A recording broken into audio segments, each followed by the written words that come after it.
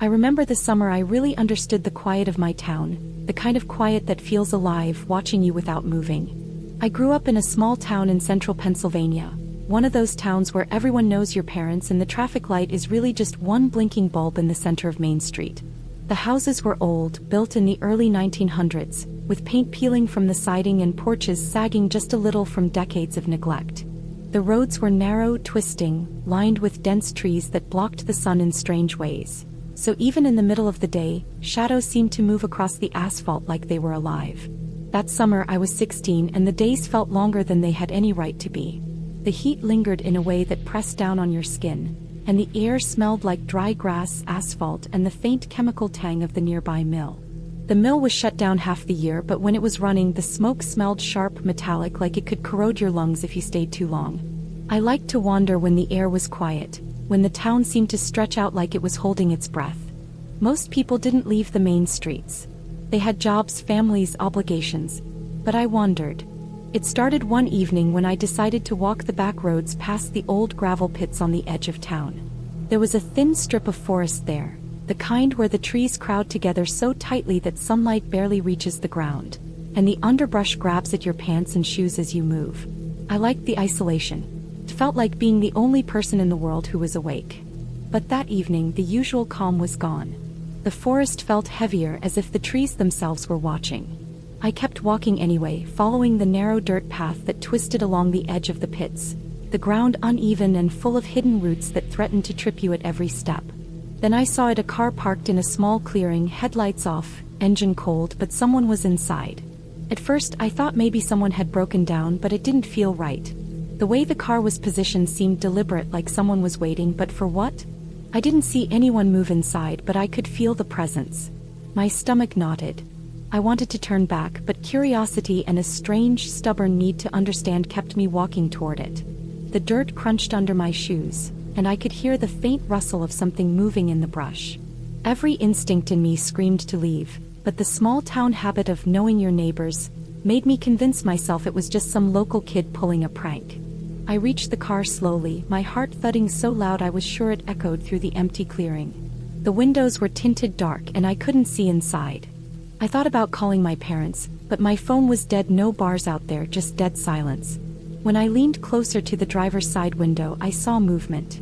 The figure inside shifted and my blood froze. It wasn't a prank. The person wasn't alone either. Another figure emerged from the forest behind the car, moving quickly but carefully, almost gliding over the uneven dirt. They were both dressed in dark, loose clothing that blended into the trees, and something about the way they moved told me they were used to being unnoticed, trained to stay unseen. I froze, and in that pause the smaller one, probably just a kid my age, stepped closer to the car and reached inside.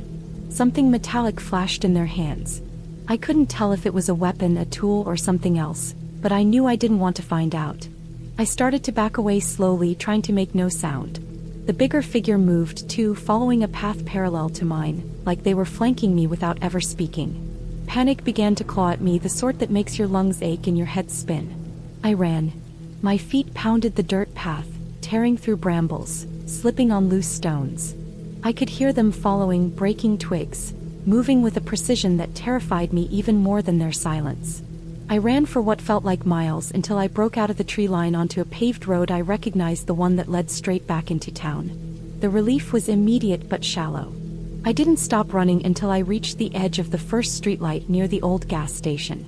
I ducked behind a dumpster, trying to steady my breathing, my chest heaving so violently I thought my ribs would crack.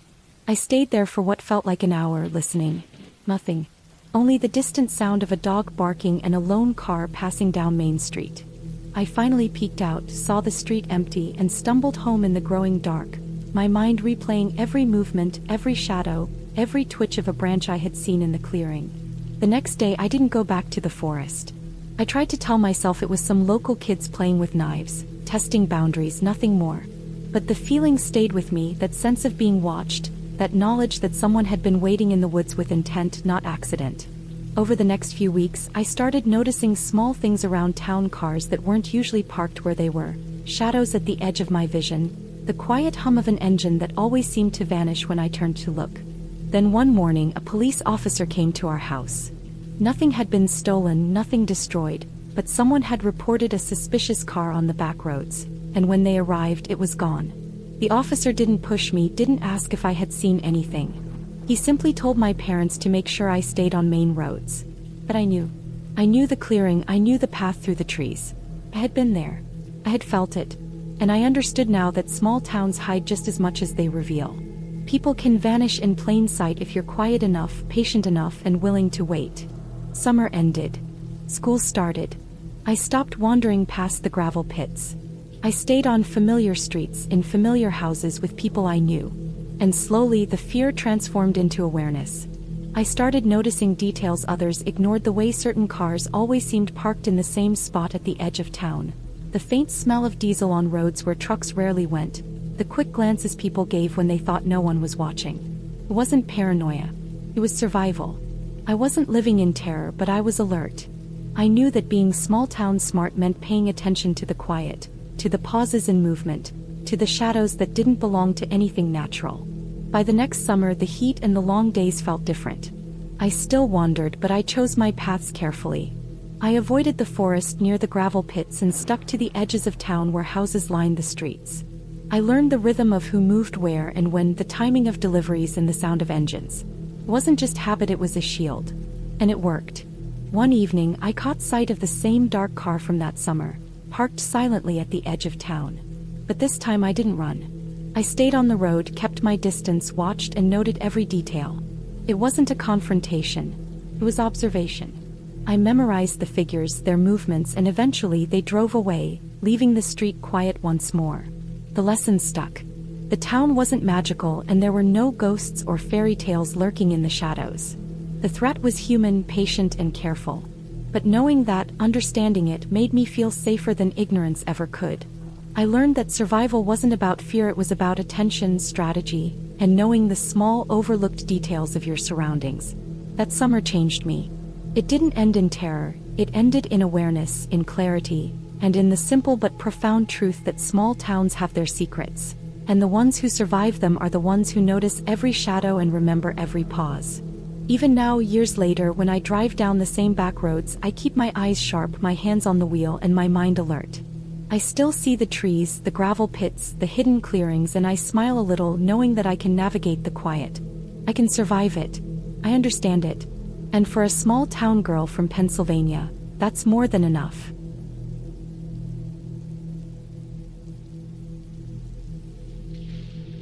It was mid-October when it all started. The air had that sharp edge to it, and the leaves were beginning to turn, cracking and rustling underfoot as I walked to the edge of town. I had just finished my shift at the diner, and the sun was already disappearing behind the hills, leaving the sky a strange mixture of pink and gray.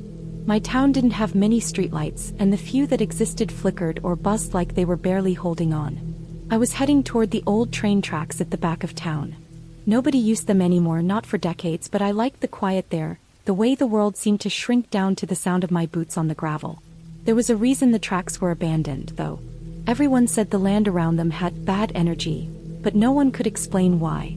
The grown-ups in town didn't like to talk about it, and the kids like me, well, we were just drawn to it. Maybe because danger seemed exciting in a place where nothing ever really happened.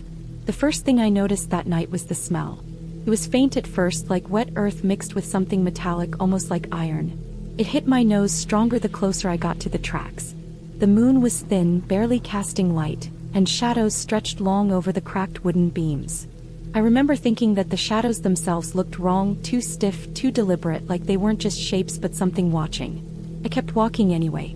The gravel crunched under my boots, echoing in the silence, louder than it should have. My stomach tightened when I saw a shape on the tracks ahead, a car, old and rusted, tilted awkwardly to one side. I didn't remember seeing it there before. The driver's door was open. At first, I thought maybe someone had abandoned it, but as I got closer, I noticed something else. There were deep scratches along the side, gouges that didn't look like they came from hitting a tree or a rock. They were too neat, almost like someone had tried to carve something into the metal. Then I heard it, a low, scratching sound coming from behind the car. My first instinct was to run, but I froze. It wasn't the kind of sound you could identify right away. Not animals. Not wind. It was deliberate, measured, and it came from inside the car. My heart hammered and I felt my legs start to shake. The smell grew stronger, making me gag. I forced myself to take a step closer, and that's when I saw the blood. It was smeared across the seat and dashboard, dark and sticky, half-dried, half-wet. My stomach turned, and for a moment I thought maybe I was imagining it, maybe I had just stumbled across some kind of accident. But the smell, the sound, it wasn't an accident. Something had happened here. Something violent. I backed away slowly, trying to tell myself to stay calm. I needed to call someone, anyone. But my phone had no signal out here, and the nearest neighbor was a good 20 minutes away. Panic clawed at me, and I realized I wasn't alone. I could feel it before I even saw it. Movement in the trees just beyond the dim light of the moon. Something crouched, waiting. Not human, not animal, just waiting. My breath came in short bursts, my heart screaming in my chest. Then it stepped out. It was a man, tall and thin, but his movements were jerky, unnatural.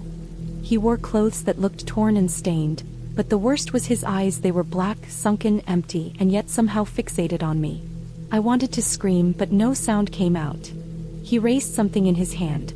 At first I couldn't see it in the darkness. Then the moon caught it. A long crowbar, the metal glinting coldly. I ran.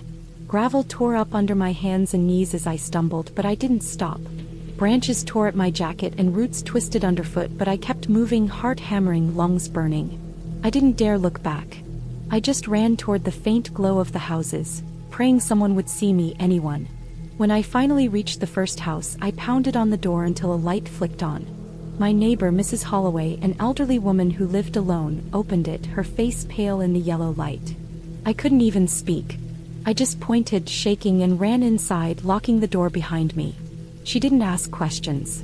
She just sat me down, handed me a blanket, and made me tea, her hands trembling as much as mine. The police came later, but by then the car was gone. Nothing remained at the tracks except the gouged gravel and the faint, lingering smell. They said there was no evidence, no prints, nothing to identify anyone. They told me it could have been vandals or a transient, but I knew better. Something real, something dangerous had been out there that night, watching, waiting. I stopped going near the tracks after that. I avoided the woods even during the day, and I stopped walking home alone after work. I changed my routine, taking well-lit streets and making sure I wasn't ever alone. But even with all that caution, I couldn't shake the memory, the smell, the shadows, the hollow black eyes. It haunted me in the corners of my mind, in every quiet moment. Months passed, and life slowly returned to its usual dull rhythm. Then one night, a knock at my door woke me. It was faint, hesitant, almost polite, but my blood ran cold. I didn't move at first. Then another knock, louder this time. I crept to the peephole, barely breathing. There was nothing there. No one. Just the dark, quiet street. I called the police again, and they searched the neighborhood. Nothing. No footprints, no tire tracks, no sign of anyone. But I knew. I knew that someone had been watching, waiting for the next time. And in my small town, with its empty streets and abandoned tracks, there was no one who could protect me. Only me. That was the night I learned to pay attention to everything, the way shadows move, the way smells linger, the way silence can be louder than any sound. I learned that danger isn't always obvious, that it doesn't announce itself with growls or shouts. Sometimes, it just waits, patient and quiet, in the places no one else goes. I haven't walked the tracks since. I've never gone back alone. But I've left lights on, cameras at the windows, and I've never stopped watching. Because the truth is, the man or whatever he was didn't need a reason. He just existed, like the dark itself, and in our little town in Pennsylvania he could appear anywhere, anytime. I still feel him sometimes, just outside my vision, just beyond the edge of the streetlight. And I've learned something crucial. Awareness is survival. Fear is survival. And the only way to end it, the only way to stay safe, is to be ready always. It's not the kind of horror story people tell at parties, but it's real. And in my town, if you know where to look, if you trust your instincts, you can survive it. That night I survived. And now I live to remember.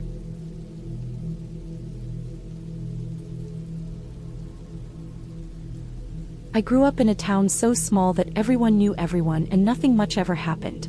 It was one of those towns in Pennsylvania where the streets were lined with aging brick buildings and a single main road wound through the center like the spine of the whole place. Most nights, the town felt almost sleepy, the kind of quiet that makes your ears start to notice things you usually ignore: the scrape of a stray branch against a window, the occasional bark of a dog that lived too far away to see, the wind shoving through the gaps in the old houses. I always thought that quiet meant safety. I was wrong. I was 16 and it was early October, the kind of chilly evening where you could smell smoke from someone's fireplace drifting over the fields.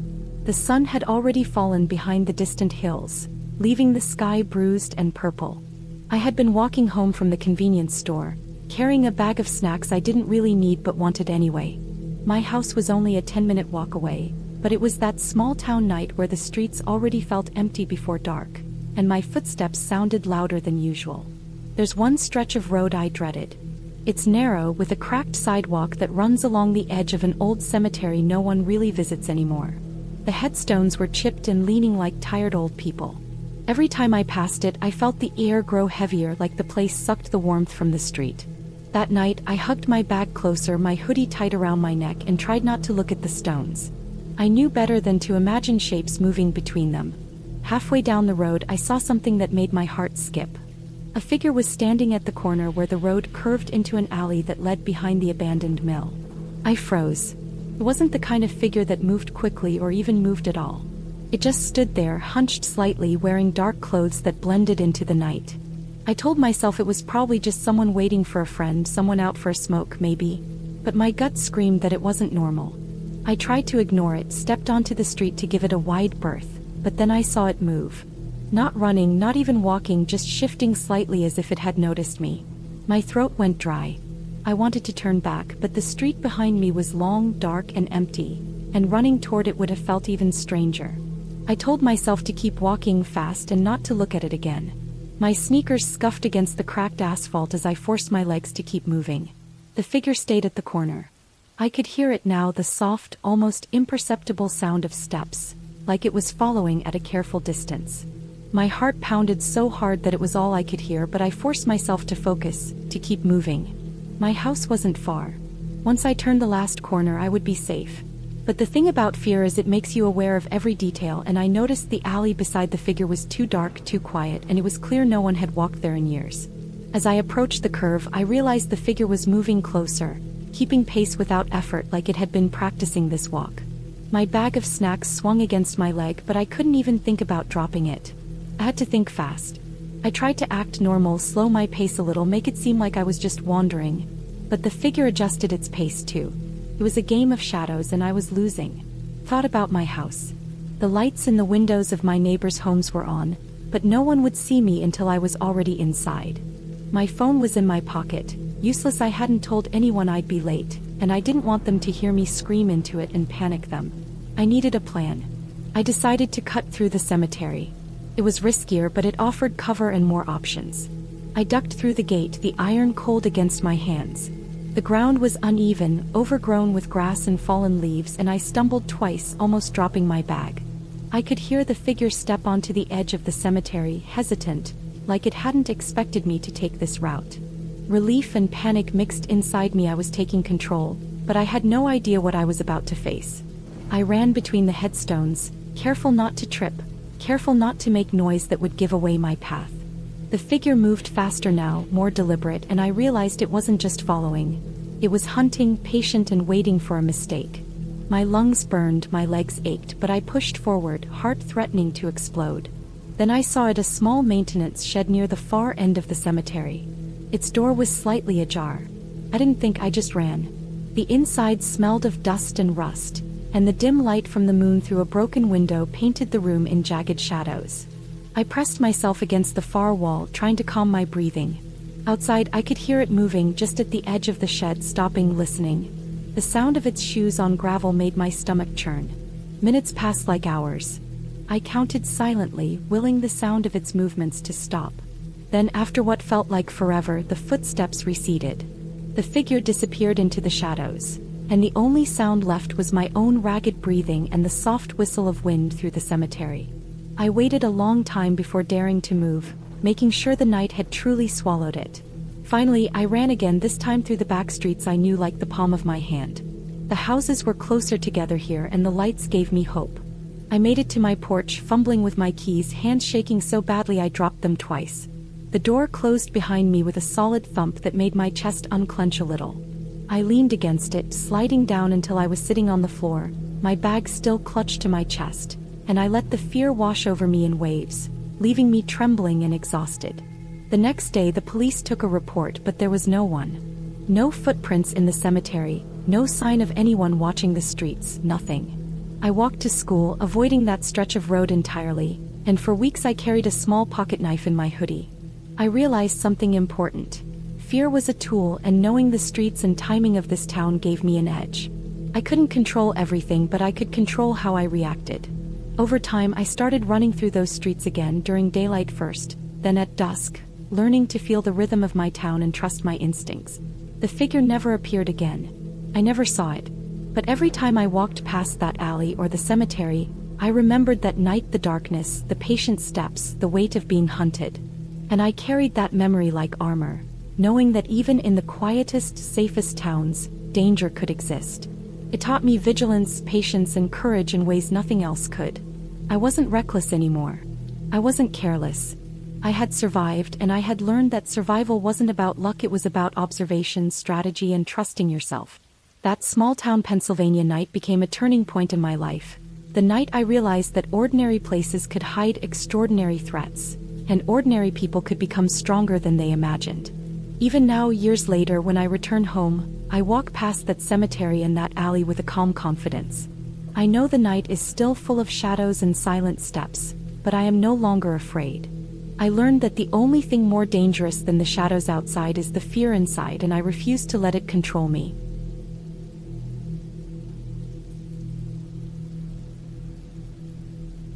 I grew up in a small town in Pennsylvania, one of those places where everyone knows everyone else's business, and the streets are lined with houses that have been there for decades, their paint peeling and shutters sagging. I never thought much about the town being scary. Mostly it was quiet, sometimes boring, but safe in that ordinary way small towns feel safe. That all changed the summer I turned 17. It started in late July, the kind of heat that made the air sticky and heavy, pressing down on everything. I had been walking home from the gas station, carrying a bag of chips and a soda, the sun already low in the sky, painting the clouds pink and orange. My route took me past the old mill on the edge of town. It had been abandoned for as long as I could remember, its windows boarded up, the rusted water wheel frozen in place. Everyone said it was dangerous to go near it, but I'd always been curious. That night, something made me glance at it more closely. From the corner of my eye, I thought I saw movement, shadows shifting behind the boards. My stomach tightened, a cold pulse of unease running through me. I shook my head and told myself it was just the wind or the long branches of the trees brushing against the walls. But then I heard it, a soft, dragging sound like metal scraping against concrete. I froze. The sound grew louder, irregular, echoing from inside the mill. I couldn't see through the boarded windows, but I could feel it, like the building itself was breathing. I wanted to run to get home before anything worse happened, but something kept me rooted there. Part of me thought maybe someone needed help. I took a cautious step closer, my shoes crunching on the gravel. The air smelled like rust and mildew, a sharp, bitter odor that made me gag a little. Then I noticed the boards weren't nailed completely shut. One of them had a gap just big enough to peek through. My heart thumped so loud I could almost hear it over the sound of the dragging. Inside, the mill was darker than night. My eyes adjusted slowly, and I could make out shapes, stacks of old crates and broken machinery. And then I saw it, footprints. Not just any footprints, but fresh ones, smudged and muddy, heading deeper into the building. Whoever it was had been moving around in there recently. My chest tightened, panic threatening to overtake curiosity. I backed away, but something drew me forward again. A feeling I can only describe as being watched, like the air itself was aware of me. I moved closer to the opening, peering inside. Then I saw a figure, crouched low by a crate, shuffling something back and forth. I couldn't see their face, only the outline of a hunched body, pale and thin, and the long shadows it cast in the dim light of the setting sun. I turned to run, but caught my foot on a loose stone, stumbling hard. The sound echoed through the empty mill like a gunshot. The figure froze, head snapping toward the noise. My heart almost stopped. I could feel my legs shaking, my lungs burning, but I forced myself to move, stumbling backward until I reached the dirt road. I didn't stop running until I reached the main street, where the lights of the town glowed warmly against the darkening sky. People were out walking their dogs, tending gardens, living the kind of normal life that now felt surreal to me. I wanted to tell someone, but the thought of explaining what I had seen, what I thought I had seen, made me sound insane. so I kept quiet. That night I couldn't sleep. I kept replaying what I'd seen, every detail etched into my mind. The dragging, the pale figure, the crates. By morning I had convinced myself I had imagined it, that the heat and the isolation had made me see things. But the next day it became impossible to deny. Walking past the mill again, I noticed the boards on the windows had been moved. Not all the way, just enough to peek through. And this time the dragging sound was unmistakable, echoing faintly from inside. I told myself to stay calm, that it could just be the wind or an animal or some kids playing a prank. But the footprints outside the building said otherwise. Fresh muddy footprints led from the treeline to the mill and back. I spent days watching from a distance, learning the pattern. The figure only came out at night, sometimes lingering near the woods, sometimes disappearing into the mill. There was never anyone else around. It became a routine. Observing, noting, calculating. I didn't tell anyone because I didn't want the town to think I was making it up. And I wasn't sure anyone would take me seriously anyway. The fear wasn't just about being watched, it was about the unknown. About what someone could do alone in an abandoned mill without anyone noticing. I started carrying a small flashlight, a knife tucked in my bag, always ready in case the figure decided to confront me. And then one night it happened.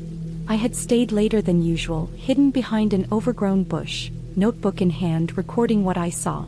The figure emerged from the shadows, moving awkwardly, carrying something heavy. As it passed the edge of the mill, I tripped on a root, the noise sharp and final.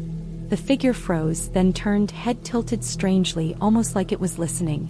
My breath caught in my throat. I could see now it wasn't a normal person, it was smaller, malnourished, clothes hanging in tatters, and it moved with a careful, almost animalistic awareness. I stumbled backward and it ran. Not at me, but deeper into the woods, disappearing from sight in a matter of seconds. My relief was immediate but short-lived. I realized then that it hadn't attacked me not because it was afraid, but because it had its own plans, ones I couldn't understand. I spent the night trembling, replaying the image of that gaunt figure, thinking about the crates, the dragging, the sounds that haunted the edges of the mill. It took another week before I finally understood what I was seeing. I watched it again, closer this time, and noticed the pattern. The figure wasn't random. It was scavenging, collecting food, old items, anything useful it could find, and bringing it back to the mill. There were holes in the walls, boards pulled up to make a place to sleep. I realized this person, this desperate, starving figure, had been living in the mill for weeks, maybe months. Alone, abandoned, surviving in the shadows while the town went on around it. It changed my fear into something else. Something heavier. Compassion mixed with disbelief and a lingering shock. I didn't approach it. I didn't want to startle it or make it run again. Instead, I started leaving small packages of food at the edge of the treeline. Peanut butter, bread, water bottles, anything that could help without putting me in danger. Slowly, over days, the packages disappeared. I never saw a face, never heard a word, but I knew the figure was taking them. By the end of the summer, the town started noticing small things, missing tools, scraps, oddities, but nobody suspected what was really going on. I knew it would be hard for anyone to understand. And then one evening I went to leave a package and found the mill empty. The boards were still loose, the footprints gone, the crates untouched. It was like the figure had vanished entirely, leaving only the echo of its existence behind. I never saw it again. But I carried that summer with me, the memory of fear transforming into something else. Awareness.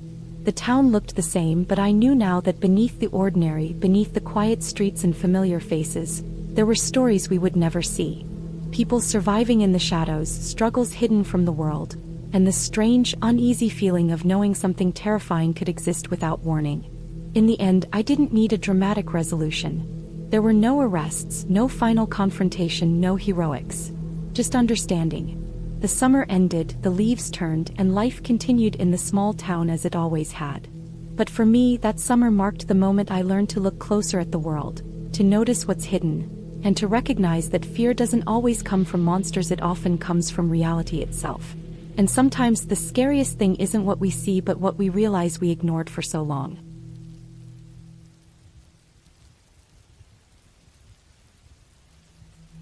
I grew up in a small town in Pennsylvania that most maps barely showed, a place with one grocery store, one gas station, and long roads that cut through fields and woods like scars.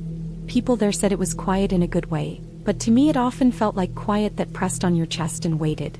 Old houses leaned toward the roads, paint peeling, porches sagging, and there were always more buildings empty than full. When I was younger, I thought it was normal that so many windows stayed dark and so many driveways stayed empty. Later I realized it meant people had left and no one new wanted to come in. I lived with my mom in a small house at the edge of town near a closed rail line. You could still see rusted tracks in the weeds and pieces of broken wood from old ties. At night, the wind moved through the high grass and made a thin whispering sound, like fabric rubbing together. I told myself it was nothing more than wind through weeds. I kept telling myself that for years because it was easier than thinking anything else. My days were simple. I went to school, worked part-time at the grocery store on Main Street, and ran in the evenings along the same cracked sidewalks and narrow back roads. I liked routine because it felt like control in a place where so much else sat still and rotted. I knew who owned which truck. I knew which porch lights never turned off and which ones never worked. I knew the dogs that barked behind chain link fences and the yards that always smelled like wet leaves. In small towns, you do not try to learn these things. They just sink in. My story really began in late October when the light changed and everything looked thinner. The air felt colder than the temperature said, and the hills around the town held shadows for longer each afternoon. I began to feel watched. It did not happen all at once. It came as small changes that I kept trying to explain away because that felt safer. I would see a shape at the edge of a yard while I took my trash cans out, and when I looked again it would be gone, leaving only the stillness of trees and the dull color of dead grass. I started to notice footprints in the damp dirt by the back steps that did not match mine or my mom's. I saw faint shoe prints that faced the house instead of the road, like someone had stood there for a while. I told myself it could be kids cutting through the yard. That sounded normal. Let me sleep that week. Then little things inside the house began to bother me. A chair not where I left it. A window lock pushed up when I was sure I had pushed it down. A faint smell of cold air in the hallway when all the windows were closed. It was never big enough to prove anything. It was only big enough to make my stomach feel tight and my hands shake when I tried to do simple things, like wash dishes at night while dark glass pressed against the kitchen windows. The town itself added to the feeling. At night, Main Street emptied before 9. Stores closed early to save money on lights. The street lamps hummed and flickered, and bugs swarmed around them even when the weather grew cold. There were long rows of dark shops with for lease signs that had been sun-bleached to pale ghosts of letters. I walked past them after work and saw my own reflection in the windows, and sometimes, behind that reflection, shapes I could not fully see. I started walking faster without meaning to. My keys stayed between my fingers in my pocket. My shoulders stayed high and tense near my ears.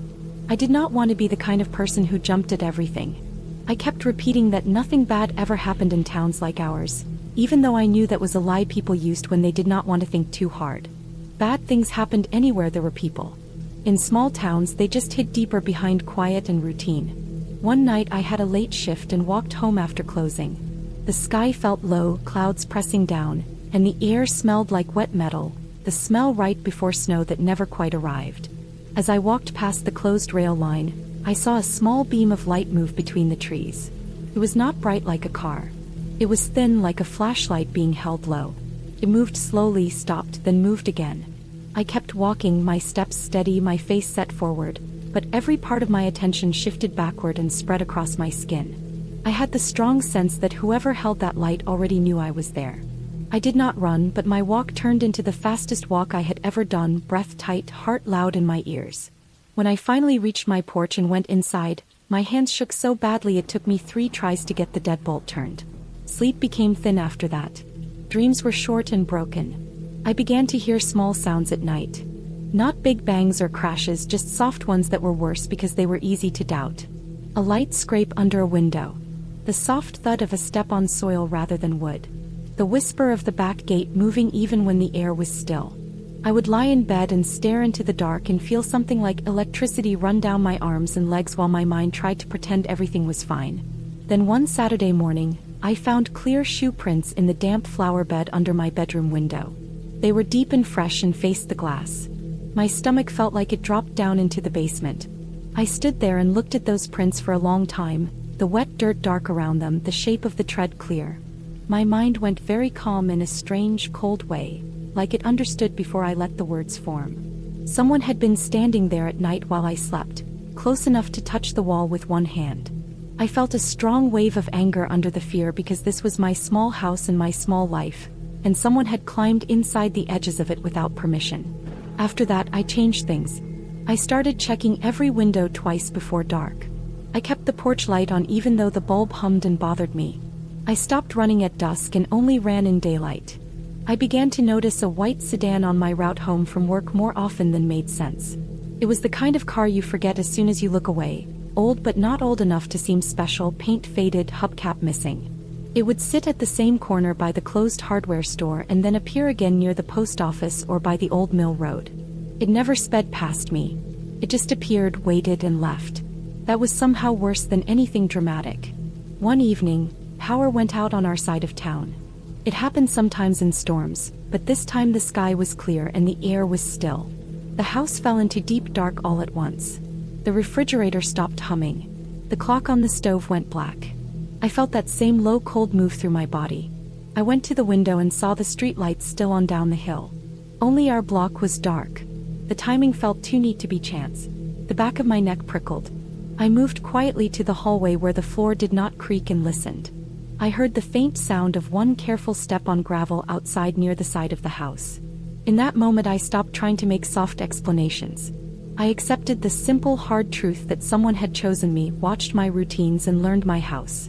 The fear was pure and clean, but there was also a steady line of focus inside it. I moved to the front door where my shoes were, put them on with shaking hands, and slipped out the side I did not hear sound from. I walked fast to the neighbor's yard where motion lights always turned on when anything passed. The flood of white light felt harsh but safe. I stood in it, visible, heart racing, and looked back at my house. In the dark behind it, I saw a shape move away from the wall and melt into the line of trees near the old tracks. No face, no features, only the solid movement of a person who knew how to use dark and silence. What followed moved like slow water through the next days. Crews came to fix the line that had been cut behind my house. The word cut sat heavy in my mind because it meant intent and hands and time spent planning. Patrol cars began to pass our street more often. The white sedan was found later that week at the edge of town, tucked behind a storage building with fast food wrappers and maps on the floor. They told us, in careful official words, that a man who had been working part-time with a local contractor had been watching houses and learning patterns, breaking in sometimes only to move things and leave, enjoying the control and the fear. They found tools in his trunk and notebooks full of small boring details that were not boring at all when I saw my own schedule written out in blocky letters. There was nothing supernatural in it, nothing like a story you tell around a fire. It was only a person who wanted power over someone else and took the slow, patient steps to get it. The ending of it was not loud or dramatic. It was paperwork, locks changed, and long talks I did not want but stayed through because they were needed. It was the slow easing of my shoulders over weeks and the return of sleep that stayed through the night. It was understanding that fear does not always leave fast just because the reason for it is gone. I kept seeing those footprints by my window in my mind, clear and close, for months. I kept noticing how many places in our small town had easy shadows where anyone could stand and not be seen. I did not stay in that house. In the spring, with the last dirty snow still shrinking along the edges of the road, my mom and I packed our things into boxes that smelled like dust and tape and old paper. We left the house that had held both our normal days and the long nights of feeling watched. Driving out of town, I saw the quiet streets, the empty stores, the tracks covered in weeds, and I felt something complicated in my chest. I did not hate the town. It had been my whole world for years. But I also saw it clearly. Quiet does not always mean safe. Sometimes it only means that the noise is happening inside your own head while everything outside stands still. My life now is louder and brighter. There are more people, more lights, more movement, and less space for the kind of slow watching that had crept around my old house. I lock my windows with steady hands. I notice things without trying to explain them away. The fear did not break me. It made me alert and honest with myself. The good and clear ending is this: nothing supernatural was ever there. There was only a real person doing real harm, and real people stopped him. I left that small Pennsylvania town with my life whole, my eyes open, and the strong sense that my gut had been right all along. I learned to trust that feeling. I learned that my safety matters more than the comfort of pretending everything is fine.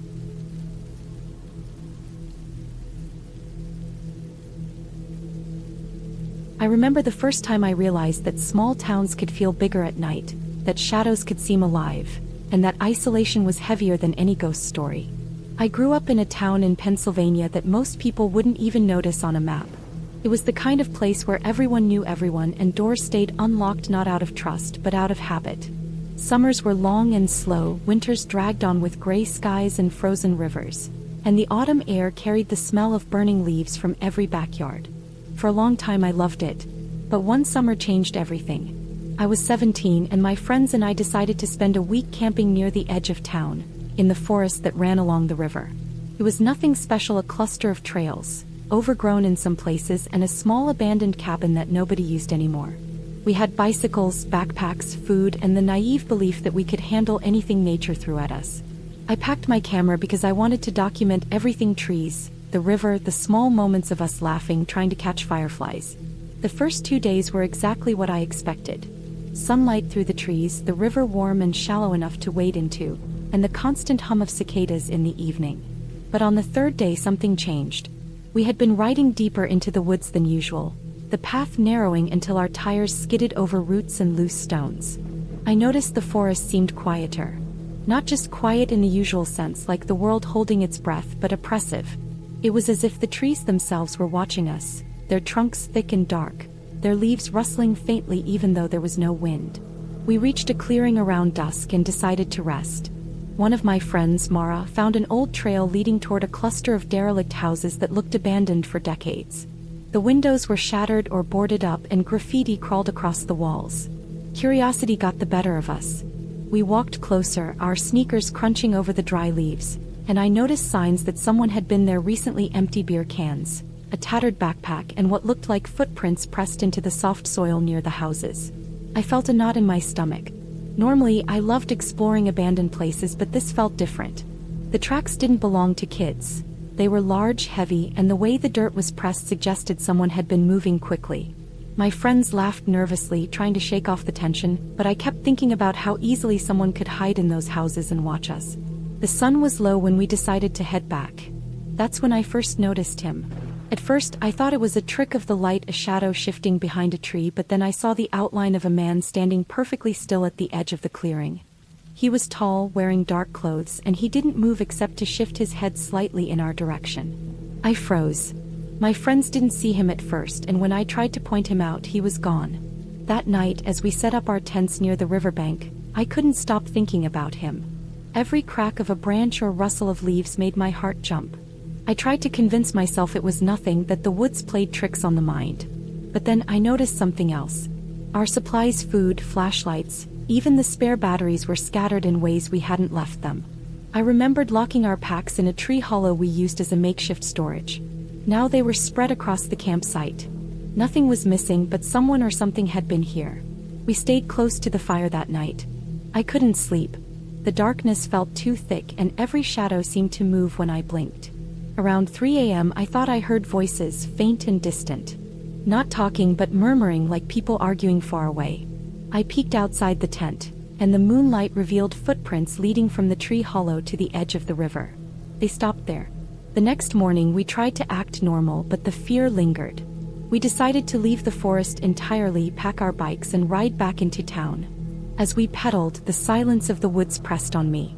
Every bend in the trail, every cluster of shadows between the trees, made me glance over my shoulder.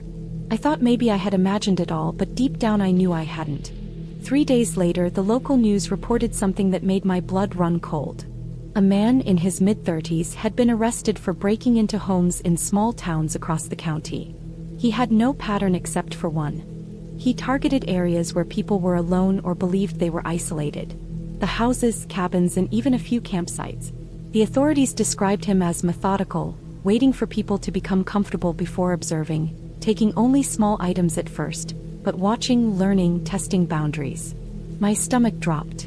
The man I had seen in the forest, the one who had disappeared when I looked, fit the description perfectly. After that week, I couldn't look at the woods the same way.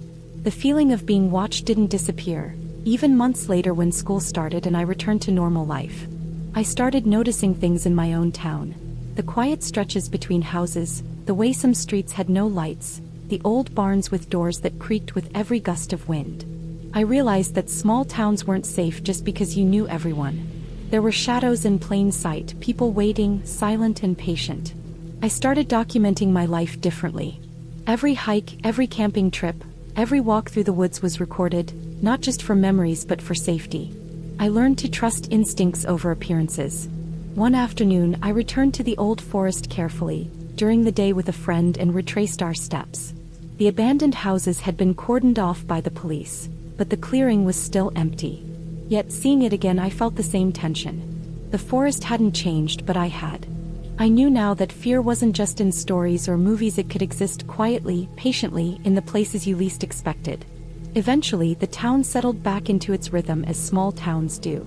The man was caught, jailed, and the immediate threat was gone. But the experience left a permanent mark on me.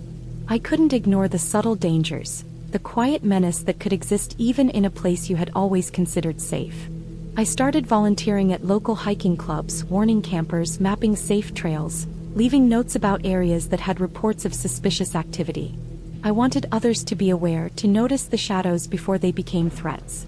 Years later, I still ride my bike along the old trails near that river. The forest is familiar now, but I always carry a whistle, pepper spray, and a flashlight. I keep my phone fully charged and tell people where I'm going. The woods are still beautiful, wildflowers in spring, golden leaves in fall, the sound of water over rocks, but the memory of that summer lingers like a shadow at the edge of my vision. I learned the hard way that danger isn't always obvious, that people can hide in plain sight, and that safety is something you have to create, even in the most familiar places. I don't live in fear, but I live aware. And awareness, I've realized, is the clearest way to protect yourself. Small towns are cozy and slow, but they have corners that the sunlight never touches, and I learned that those corners are worth noticing. Every step I take in the woods, every trail I follow, carries a quiet respect for the unseen, the patient, the watcher. And in that respect, I found a kind of control and a way to enjoy the forest again without being naive. The lesson stayed with me. The world is bigger than your map, and shadows don't need to be magical to be terrifying. They only need patience. And in Pennsylvania, in my small town, I learned exactly what that meant.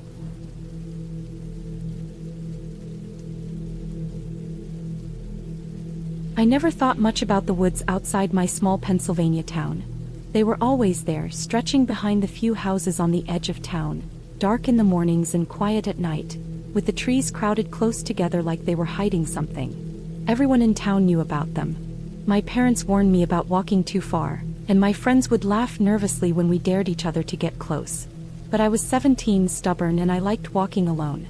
There was something about the quiet, the way the air smelled after rain, the way the wind rattled the thin branches against each other that made me feel alive. It was the end of October, a Friday afternoon, and I had finished my shift at the diner. The sun was already low, burning a dull orange through the skeletal trees. The air was cold but not freezing, carrying the smell of wet leaves and smoke from the few houses with chimneys going. I decided to take the old dirt path behind my house, the one that led into the woods but eventually came out near the river that curved along the edge of town. It was usually safe, sometimes a deer or a fox would cross the trail, but I liked the feeling of being somewhere no one was watching. The path was slippery from a week of rain, and my boots sank into the mud with each step. I liked that too, the sticky feel of the earth. I kept walking, my backpack bouncing against my shoulders, the sound of my boots mixing with the occasional snap of a branch under a small animal. By the time I reached the bend in the trail where the woods opened up slightly, the sky had turned a dull gray and the last slivers of sun were fading fast. I had gone further than usual, but something made me keep going. The path narrowed, the trees closing in so that their branches tangled overhead. It was darker here and the air smelled heavier, damp and earthy. I slowed my pace, my senses suddenly sharper. That's when I noticed the footprints in the mud. At first, I thought they were deer tracks. They curved too sharply in some spots to be human, but then I realized they were boots. Big boots. They weren't fresh, maybe a few hours old, but still. My stomach tightened. I debated turning back. I should have. I always should have. I was curious. And stupidly, I thought maybe someone had gotten lost, or maybe it was just a hunter. Hunters weren't unusual around here. So I followed the trail of prints, stepping carefully so as not to disturb them. The deeper I went, the quieter it became. The wind had died down, the occasional bird calls gone, replaced by the sound of my own breathing and the crunch of leaves underfoot. After what felt like 20 minutes, I came to a clearing. The ground was softer here, moss-covered and uneven. My heart beat faster. There in the center was a small abandoned cabin. It looked old, rotting wood, a sagging roof, windows dark and grimy.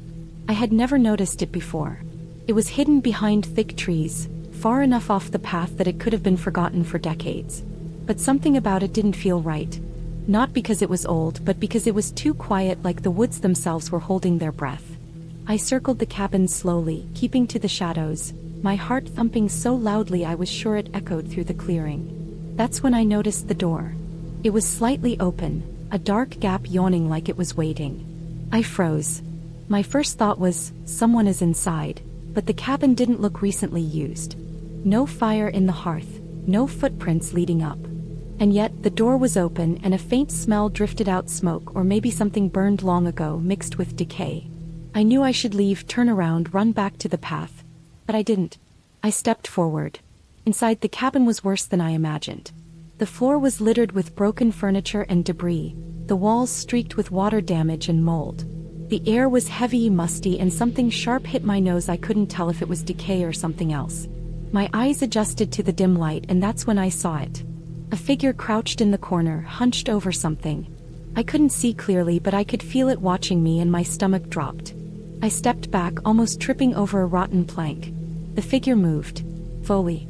It wasn't a human in the traditional sense. Not fully. It was wearing tattered clothes, filthy, and it had a hunched, awkward posture like it hadn't walked properly in years. And then I saw its eyes.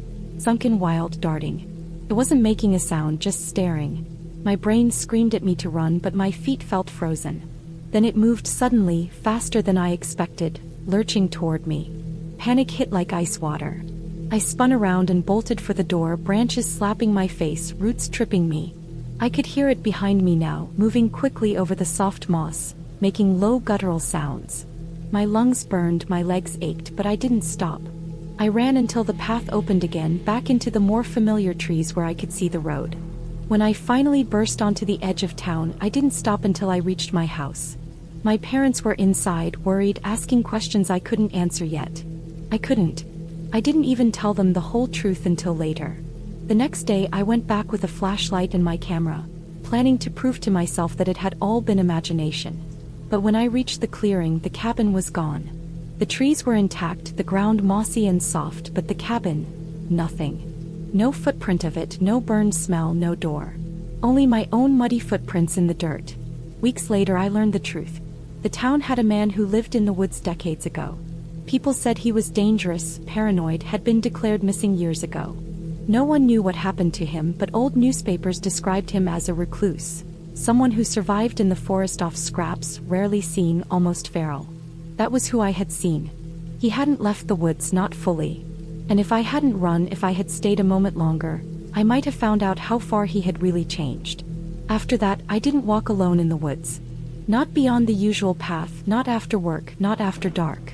I started leaving early, taking routes along the road, sticking close to the few other people who might still be outside. The memory of his eyes, wild and unblinking, haunted me. I could still feel the air in the cabin, thick and heavy like the smell of fear itself. Months later, I ran into a hunter on the trail. He warned me too, but he gave me more details. The man in the woods wasn't seen for years, but his tracks, his shelter, sometimes his belongings were still out there. People whispered that he was alive, hiding, watching. I realized how lucky I had been to see him, even just for a few seconds. Most people would never know they were that close. The woods are still there, dark and silent, and I still walk near them sometimes. But now I keep my distance. I know what's out there. I know what silence can hide. And I know that some parts of this small town, some paths we ignore, are better left alone. I survived because I ran, because I listened to the warning in the quiet, and because I didn't let curiosity trap me inside. That day changed me. It taught me that the real horror isn't ghosts or fairy tales, it's real people, real danger, and the shadows in places we think are safe. Even now, I sometimes wake up in the middle of the night, thinking I hear movement outside, a branch breaking, a soft footstep on the grass. I convince myself it's nothing, but deep down I know it isn't. And I know that small-town Pennsylvania isn't as safe as it looks. The woods remember, and sometimes they wait.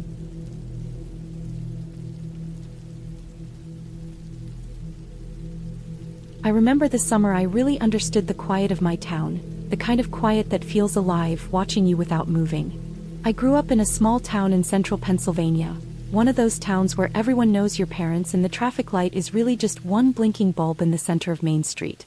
The houses were old, built in the early 1900s, with paint peeling from the siding and porches sagging just a little from decades of neglect.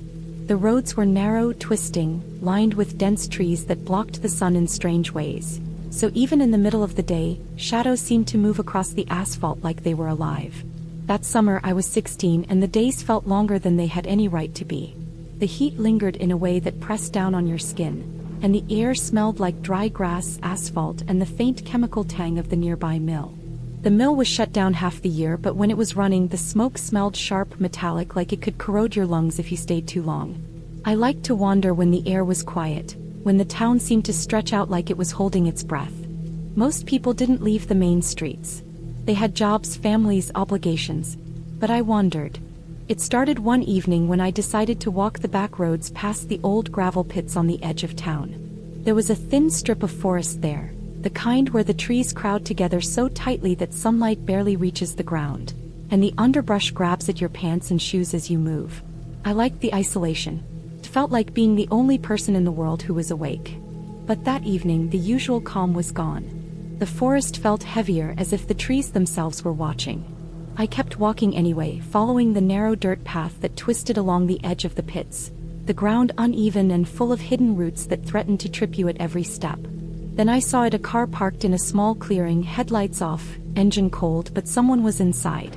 At first I thought maybe someone had broken down, but it didn't feel right. The way the car was positioned seemed deliberate, like someone was waiting, but for what? I didn't see anyone move inside, but I could feel the presence. My stomach knotted. I wanted to turn back, but curiosity and a strange, stubborn need to understand kept me walking toward it. The dirt crunched under my shoes, and I could hear the faint rustle of something moving in the brush. Every instinct in me screamed to leave, but the small-town habit of knowing your neighbors made me convince myself it was just some local kid pulling a prank. I reached the car slowly, my heart thudding so loud I was sure it echoed through the empty clearing. The windows were tinted dark and I couldn't see inside. I thought about calling my parents, but my phone was dead, no bars out there, just dead silence. When I leaned closer to the driver's side window, I saw movement. The figure inside shifted and my blood froze. It wasn't a prank. The person wasn't alone either. Another figure emerged from the forest behind the car, moving quickly but carefully, almost gliding over the uneven dirt. They were both dressed in dark, loose clothing that blended into the trees, and something about the way they moved told me they were used to being unnoticed, trained to stay unseen. I froze, and in that pause the smaller one, probably just a kid my age, stepped closer to the car and reached inside. Something metallic flashed in their hands. I couldn't tell if it was a weapon, a tool, or something else, but I knew I didn't want to find out. I started to back away slowly, trying to make no sound. The bigger figure moved too, following a path parallel to mine, like they were flanking me without ever speaking. Panic began to claw at me, the sort that makes your lungs ache and your head spin. I ran. My feet pounded the dirt path, tearing through brambles, slipping on loose stones. I could hear them following, breaking twigs, moving with a precision that terrified me even more than their silence. I ran for what felt like miles until I broke out of the tree line onto a paved road. I recognized the one that led straight back into town. The relief was immediate but shallow. I didn't stop running until I reached the edge of the first streetlight near the old gas station. I ducked behind a dumpster, trying to steady my breathing, my chest heaving so violently I thought my ribs would crack. I stayed there for what felt like an hour, listening. Nothing. Only the distant sound of a dog barking and a lone car passing down Main Street. I finally peeked out, saw the street empty, and stumbled home in the growing dark, my mind replaying every movement, every shadow, every twitch of a branch I had seen in the clearing. The next day I didn't go back to the forest. I tried to tell myself it was some local kids playing with knives, testing boundaries, nothing more. But the feeling stayed with me, that sense of being watched, that knowledge that someone had been waiting in the woods with intent, not accident. Over the next few weeks, I started noticing small things around town, cars that weren't usually parked where they were, shadows at the edge of my vision, the quiet hum of an engine that always seemed to vanish when I turned to look. Then one morning a police officer came to our house. Nothing had been stolen, nothing destroyed, but someone had reported a suspicious car on the back roads, and when they arrived, it was gone. The officer didn't push me, didn't ask if I had seen anything. He simply told my parents to make sure I stayed on main roads. But I knew. I knew the clearing, I knew the path through the trees. I had been there. I had felt it. And I understood now that small towns hide just as much as they reveal. People can vanish in plain sight if you're quiet enough, patient enough, and willing to wait. Summer ended. School started. I stopped wandering past the gravel pits. I stayed on familiar streets, in familiar houses with people I knew. And slowly the fear transformed into awareness. I started noticing details others ignored, the way certain cars always seemed parked in the same spot at the edge of town. The faint smell of diesel on roads where trucks rarely went. The quick glances people gave when they thought no one was watching. It wasn't paranoia. It was survival. I wasn't living in terror, but I was alert. I knew that being small-town smart meant paying attention to the quiet, to the pauses in movement, to the shadows that didn't belong to anything natural. By the next summer, the heat and the long days felt different. I still wandered, but I chose my paths carefully. I avoided the forest near the gravel pits and stuck to the edges of town where houses lined the streets. I learned the rhythm of who moved where and when, the timing of deliveries and the sound of engines. It wasn't just habit, it was a shield. And it worked. One evening, I caught sight of the same dark car from that summer, parked silently at the edge of town. But this time I didn't run. I stayed on the road, kept my distance, watched and noted every detail. It wasn't a confrontation. It was observation. I memorized the figures, their movements, and eventually they drove away, leaving the street quiet once more. The lesson stuck. The town wasn't magical, and there were no ghosts or fairy tales lurking in the shadows. The threat was human, patient, and careful. But knowing that, understanding it, made me feel safer than ignorance ever could. I learned that survival wasn't about fear, it was about attention, strategy, and knowing the small, overlooked details of your surroundings. That summer changed me. It didn't end in terror, it ended in awareness, in clarity, and in the simple but profound truth that small towns have their secrets, and the ones who survive them are the ones who notice every shadow and remember every pause. Even now, years later, when I drive down the same back roads, I keep my eyes sharp, my hands on the wheel, and my mind alert. I still see the trees, the gravel pits, the hidden clearings, and I smile a little, knowing that I can navigate the quiet. I can survive it. I understand it. And for a small town girl from Pennsylvania, that's more than enough.